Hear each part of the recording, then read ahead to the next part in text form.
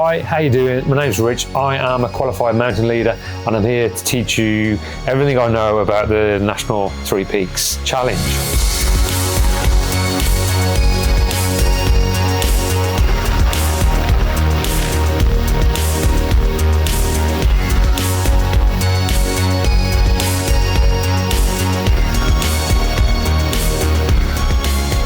Video's all about the National Three Peaks Challenge. I'm a qualified mountain leader, which means I can take people out walking in the hills in the UK. I'm also a qualified rock climbing instructor. Seem to be doing the National Three Peaks about 14 times a year, and I just wanted to put this video together because a lot of people have asked me about the National Three Peaks, if I can give any tips, tricks. So I thought if I've got a video, it would help me and help you. If this video doesn't cover what you need it to, then let me know in the comments. I may make a part 2, but I will try and cover everything I can think of in this video. So the first thing is, what is the National Three Peaks Challenge?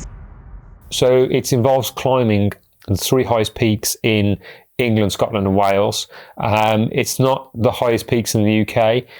Scafell, which is the highest peak in England, is about 276 on a list of UK peaks. So it's not the highest peaks in the UK. Just wanted to make that distinction.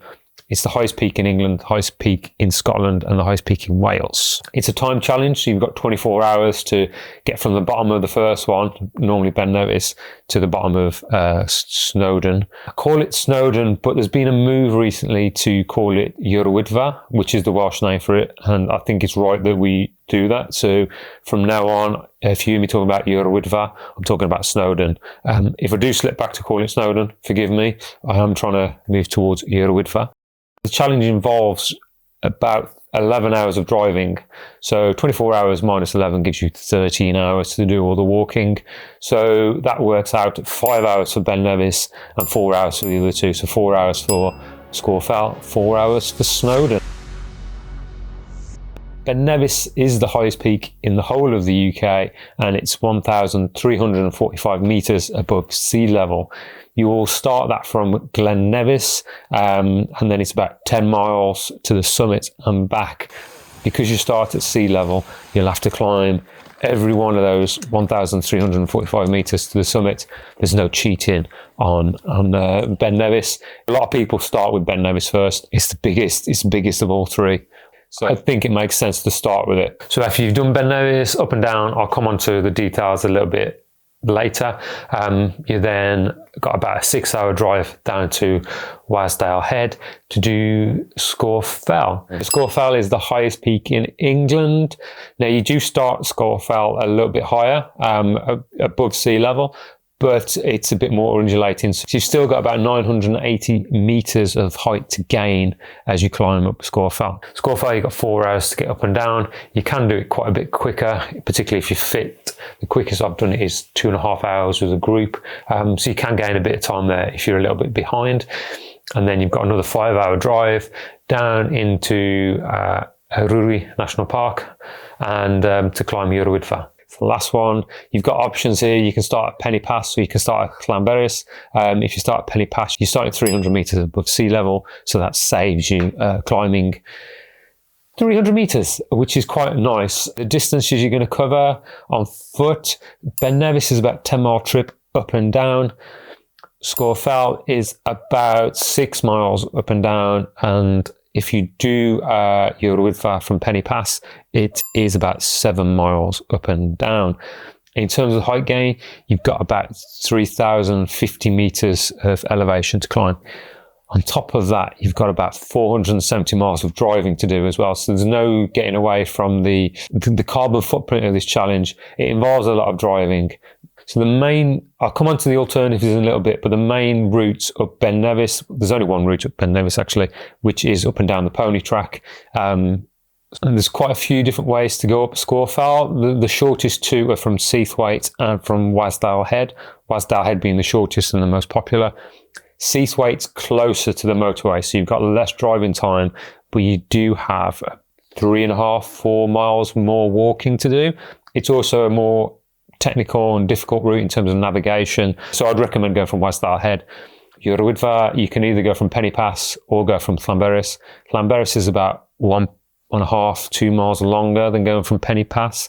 But what we do is we use a combination. So because we use coaches and minibuses, we can't have those waiting at Penny Pass. And Penny Pass costs a lot to park there anyway. So one alternative route is to get dropped off at Penny Pass, go up to the summit of Yr Wyddfa, and then go down the Llanberis path down to Llanberis where the vehicles are waiting. That's quite a nice way of doing it. And I think descending the Llanberis path is easier on the foot and on tired legs than it is to try and get back down the pig track. So those are your options. To summarise, you've only got one way up and down Ben Nevis from Ben Nevis. So you've got nothing to consider there in terms of options. I would recommend going from Wasdale Head up Scafell Pike. Don't consider any of the options, just go to Wasdale Head. And then with Yr Wyddfa, I'd recommend starting at Penny Pass because you get that height gain. But then it's up to you whether you want to return to Penny Pass or get down to Llanberis, which can be a bit easier on the feet, on tired legs. So on Ben Nevis, you've got 3 hours to get up, 2 hours to get down. And generally it does work like that. You're a bit quicker on descent than you are on the climb. Scafell, it always takes about the same amount of time to get up and get down. I think that's just because of the nature of the mountain and the terrain underfoot. Because it's quite rough in places, you can't really speed up.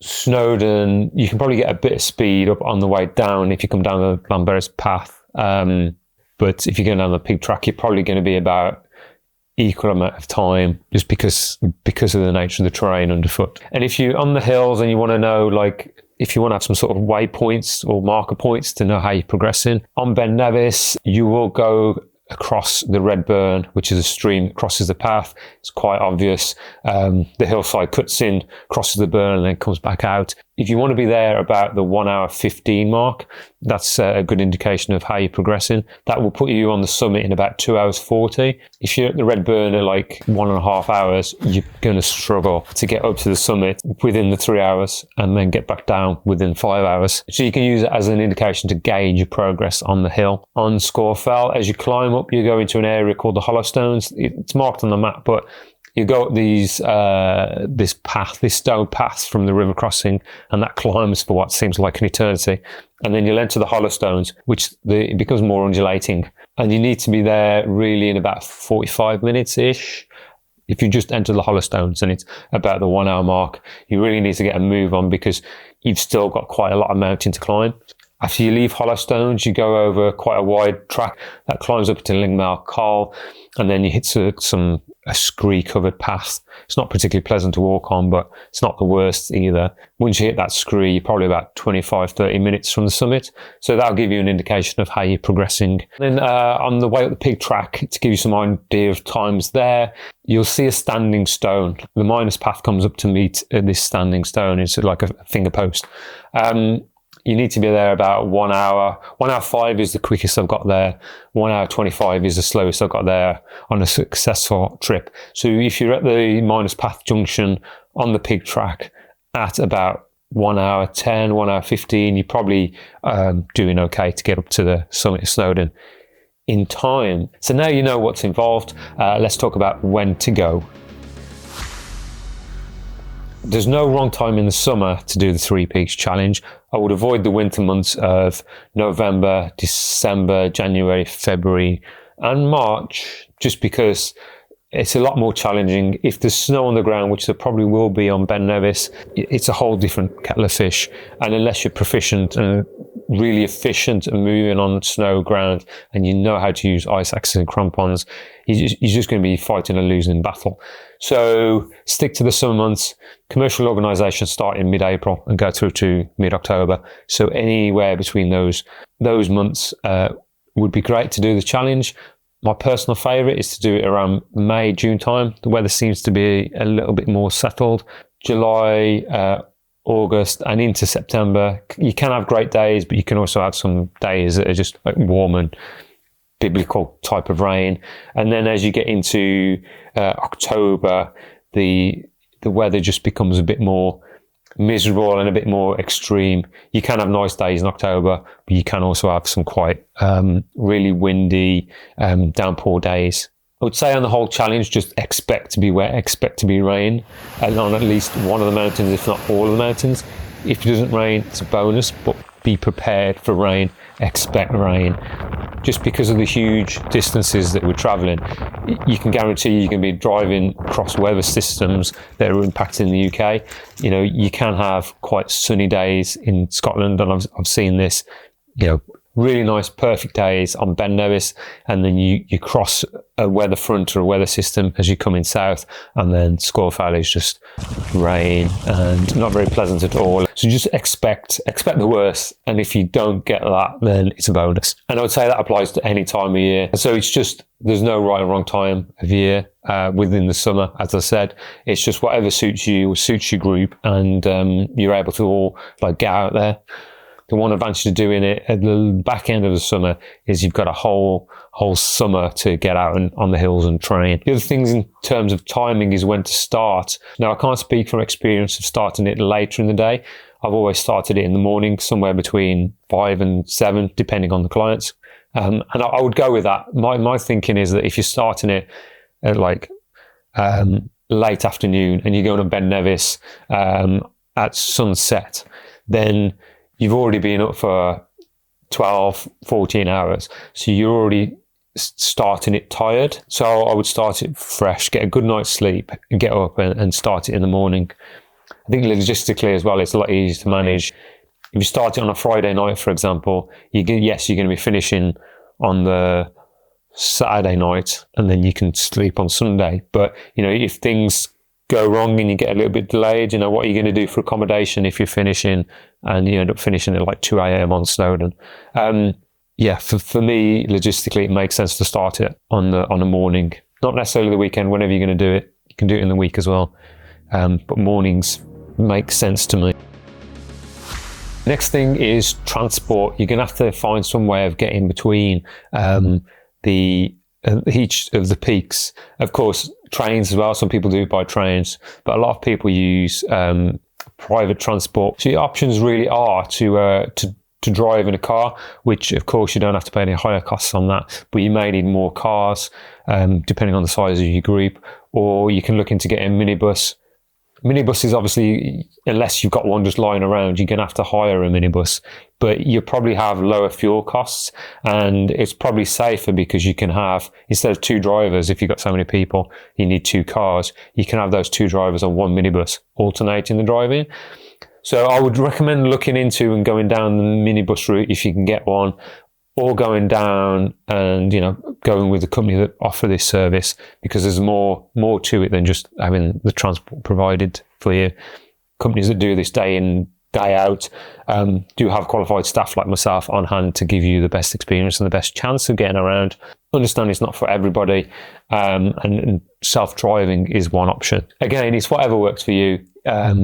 Just be sensible. If you are driving yourself, don't break the speed limits. I don't need to tell you that. But just make sure that the driver, whoever's doing the driving, is resting in between the hills. It's their job when the team are out walking to sleep, get their head down and get as much rest as possible. Because to drive for 13 hours within a 24-hour period, it is a challenge in itself. So you've got the walking challenge, but the driving challenge as well. Don't let anyone in your group be a hero and say, I'm coming on the hill and I'm driving. I think that's just a recipe for disaster. I think minibuses can be a bit more fun if you've got like party atmosphere. But again, you really should be like trying to get sleep as much as possible when you're not on the hill. So I couldn't do this section about an itinerary without mentioning accommodation. You won't need accommodation on the challenge itself. You'll just be spending time in the vehicle. But you will need accommodation before and maybe after the event. So don't forget to look into accommodation. If you're stopping in Fort William, there's loads of hotels around there, bunkhouses, hostels. So there's lots of options there. Some clients that I've worked with have stopped at a spa in Wales on the way back home, just to break up the journey home and to unwind, which I think is quite a nice way of doing things. I do think it's a shame that a lot of people like rush up to Scotland to start the challenge, don't explore and see the area around Fort William. For example, Glen Nevis, where you start a bit further up into the glen from the car park, is where Braveheart was filmed. And there's quite a lot of nice things and nice experiences you can see and do around Fort William. So I would encourage people to try and get up there a few days before, just to, you know, experience the area a little bit more, rather than just rushing in and rushing out. So you've got your date sorted, you know what time of day you're starting, you've got your accommodation sorted, you've got your transport sorted. The next thing is getting prepared for the event. So I'm going to just go over some ideas about preparation for the National Three Peaks Challenge. I'm going to break it down into a physical gear preparation and mental preparation, as well as a few other tips along the way. Physical preparation, obviously the big issue is the physical challenge of getting around and climbing the Three Peaks. I'm not a PT, so I'm not going to be prescriptive into saying you need to do this, this and this. And there are a lot of good resources out there and good guides. Fitness is subjective, so it's really hard to say how fit you think you are, because some people think they're really fit and they're not, and other people don't think they're fit and they really are. You need to be cardiovascularly fit. It's much slower. It's much more base fitness, base cardio fitness. So do whatever you can to increase your cardiovascular fitness. Get used to spending a lot of time on your feet. Go for long walks, like on a weekly basis, and just get used to being outdoors. This will also give you a chance to test out your gear. You also need to have strong legs. I think the only way you can get fit at doing a sport, you know, general fitness is all right, but the only way you can get fit at doing a particular activity is to do that activity. So I know a lot of people who do it live in like southern England, and there's not very many hills, particularly the size of the Three Peaks, to go and walk up. But you know, you can do laps up and down a smaller hill, for example, or just go for long walks, but do it at a level where we're not talking gentle stroll country walks, we're talking like a bit more vigorous than that. And then, you know, you can do supplementary exercises in the gym. A lot of people use the stepper machine, but the one thing stepper machines don't do, they don't work on your downhill muscles. And the action of lowering yourself as you walk down is entirely different to walking uphill. So I'd recommend getting out and doing some really long walks up and downhill, just to increase your leg strength, your cardiovascular strength, and your like core strength as well, because you're going to be carrying your backpack. Just get used to long days out, not necessarily beasting yourself, just time on your feet, and do whatever you can to increase your base cardio fitness.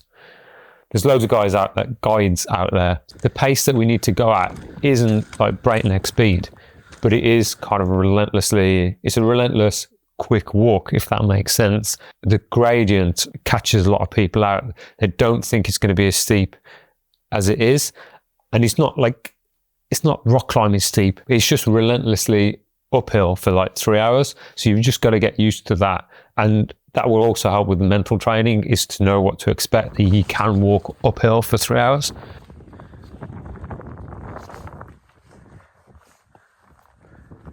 We need to talk about gear, because it's a big issue.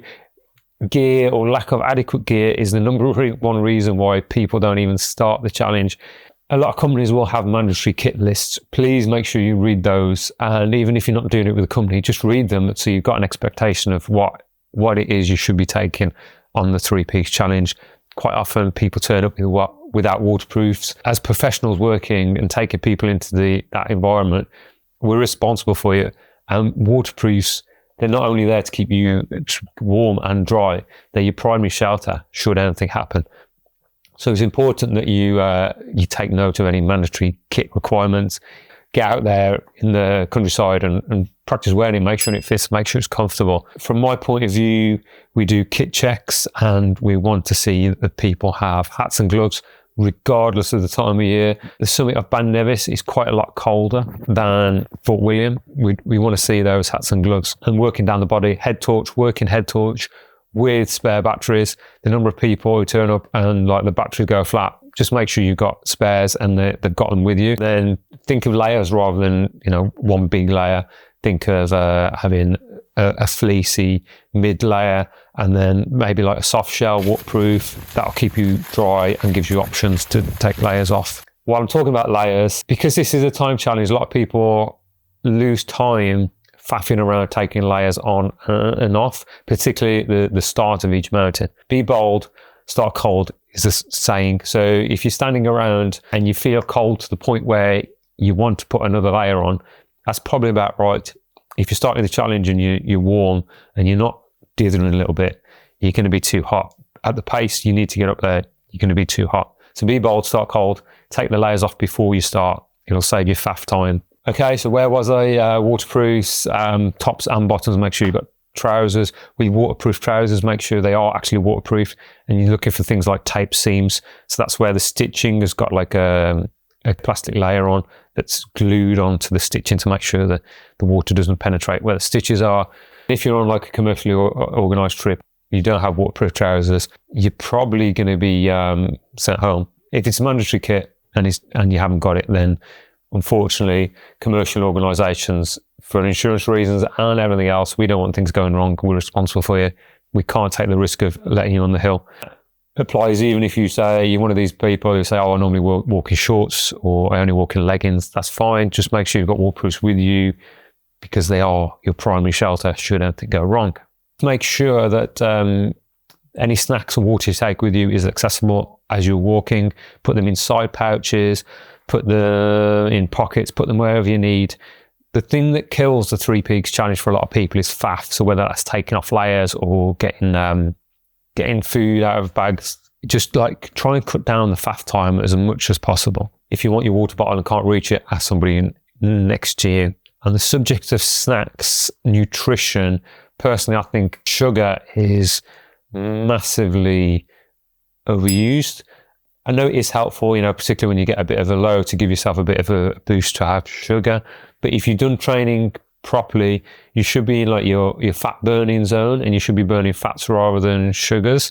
So you want to replace those fats and slow burn carbs rather than cramming sugar in your face. I love a chocolate bar. I've got a very sweet tooth, but think about having, longer, slower burning carbs. Think about your fats, because that will slow down digestion as well. So if you are a meat eater, you can have a pepperami, something like that, and that will have salt in as well. I think there's a lot of misconception about salt. You need salt to function. And if you're doing something like the 3 Peaks Challenge where you're sweating a lot, you're going to sweat out all that salt and it needs to be replaced. So, if you're getting things like cramp or stitch, things like that, it's probably a symptom that you need to have a salty snack, like salted nuts or salt and vinegar crisps, pepperami, something like that, just to get your electrolyte levels back up. You can, of course, get electrolyte tablets, electrolyte drinks, things like that. So don't just think, oh, I'm going to take a load of sugar and get me through. Think about the other things like I mentioned, particularly salt. I think it's often forgotten. Quite often when a client is struggling on the 3 Peaks, they'll have something salty and they'll eat it, and then within like 5-10 minutes, they'll be back to normal, whereas before they were thinking, I can't do this, I need to turn around and go back. So don't overdo the salt, but don't forget it either. Safety considerations. Okay, so a lot of this you won't need to consider if you are signed up to an organised trip, because they'll look after everything for you. When we do it, we have support staff at base by the vehicles. We have people who are able to come up and meet anybody who's turned around. We have radios to communicate. There's a lot that goes on behind the scenes on an organised trip that if you're doing it yourself, you probably should consider.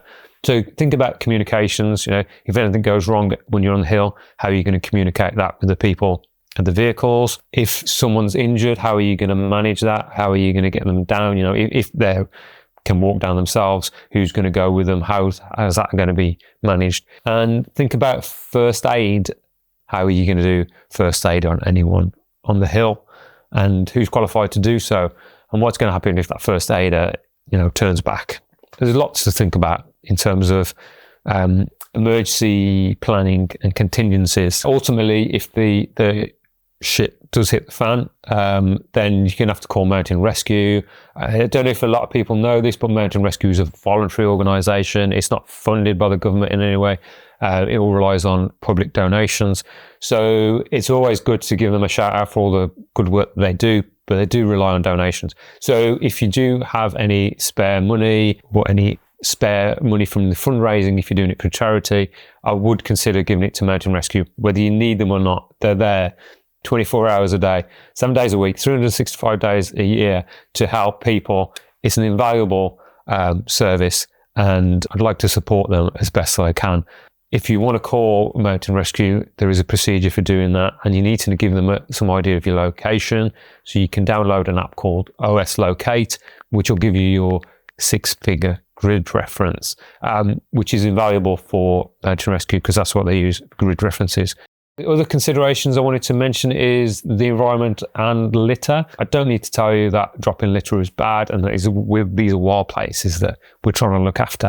And of course, plastic. Nobody would dream of dropping plastic. Some people do, unfortunately.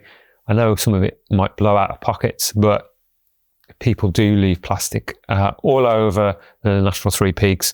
So if you see something, feel free to pick it up. Bonus points to you if you do, but also don't drop anything. That goes for organic waste as well. Orange peels, banana skins, apple cores, they take ages to rot down.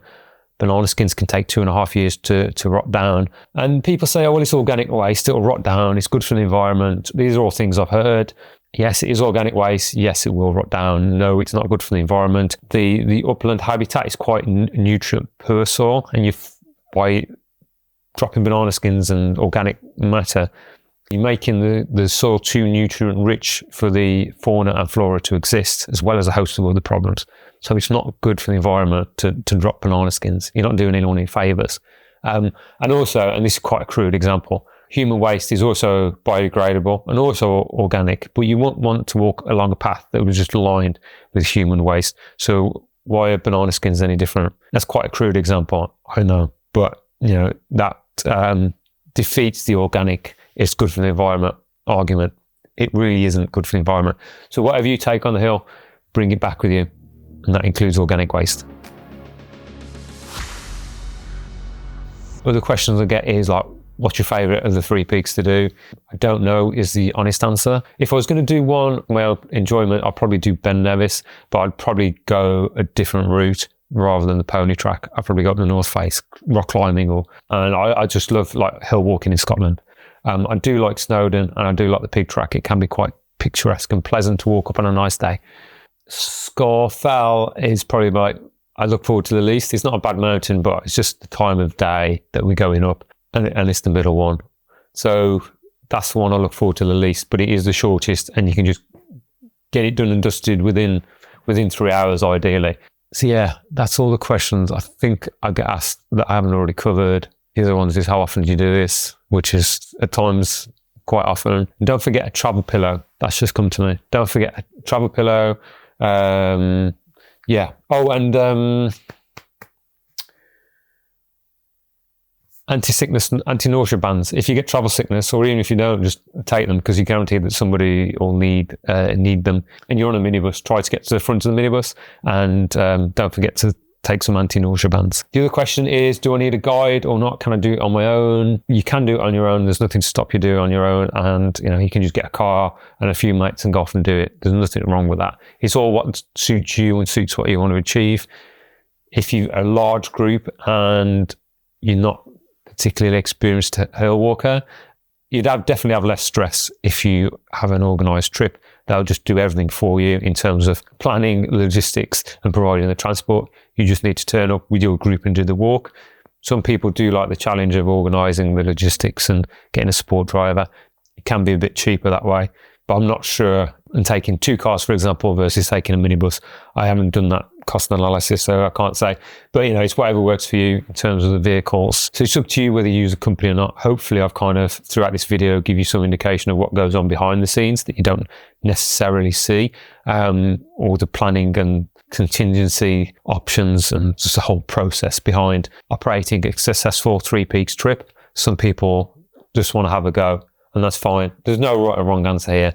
You don't need a guide though, but they can provide a lot of benefits that you may or may not see. Hopefully this video has given you some sort of indication of what it's like to do the 3 peaks as a participant, and also a little bit of an insight what it's like for me to work a National 3 Peaks trip. Quite often I'm asked, is it boring? No, but I'm not there to do it for myself. I'm not there thinking about every single step I'm taking. I'm thinking about the group, how to manage the group, managing their expectations. So there's plenty to think about while I'm doing it, but also the the conditions change all the time, or even though we're doing the same route, the conditions change so much. The conditions on the foot change, the cloud changes, the weather changes, the group of people change. You know, sometimes I can have a really quick group and I'm absolutely beasting myself and everybody else to get up there as quick as I can. And other times I'm with a bit of a slower group and it needs a bit more tact and empathy and understanding to help motivate and encourage that group. Also, it does involve, unfortunately, turning some people around who just they're not prepared enough and they just can't keep up with the pace. And if they were to continue, it would put like the whole trip at risk.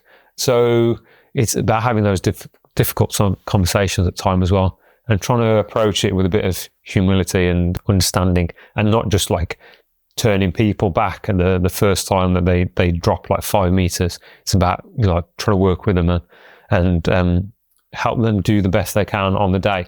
So it's an exciting challenge to work on, and it's an enjoyable challenge to work on. You don't get much sleep though.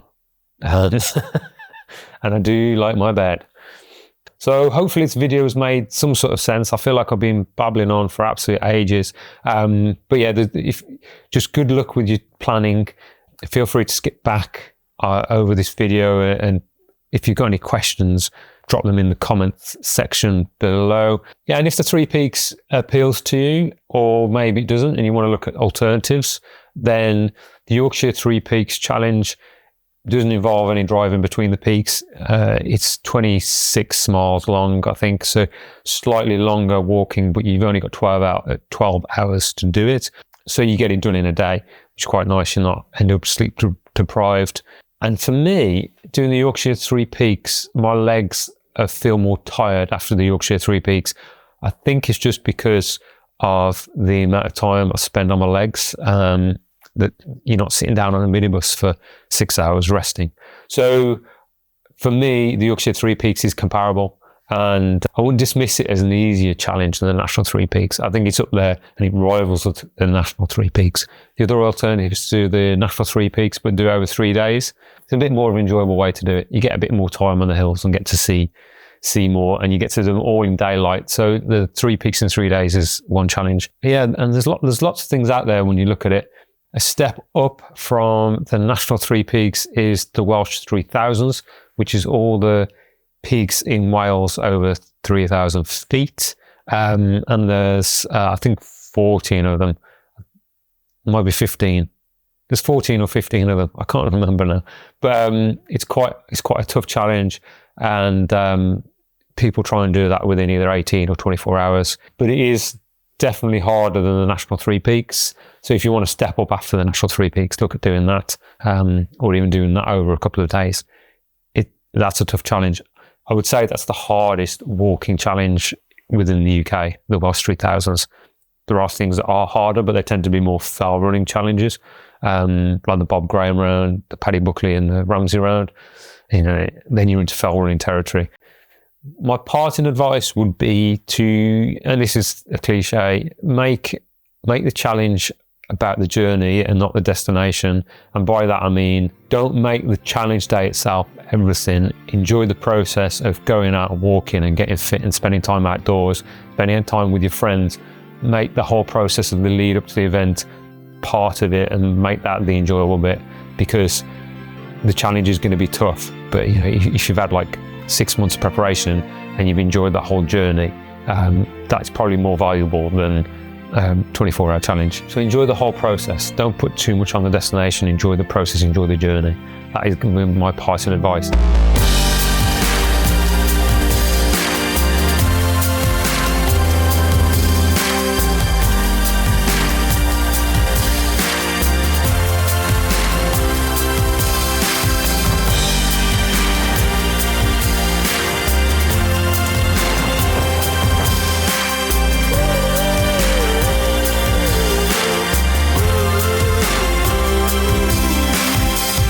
So we're on the descent. Next stop, a car park, where a lovely cup of tea and or coffee and a bit of cake awaits. So the quicker we can get down there, the quicker I can get some cake.